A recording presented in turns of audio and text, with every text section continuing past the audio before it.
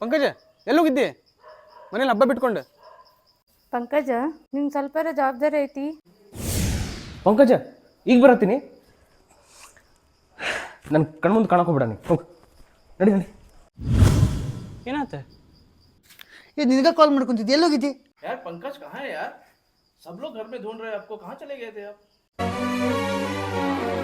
ಕಣ್ಣು ತೆರೆದು ಕಾಣುವ ಕನಸೆ ಜೀವನ, ಸಣ್ಣ ಹಠವ ಮಾಡಿದೆ ಹೃದಯ ಈ ದಿನ,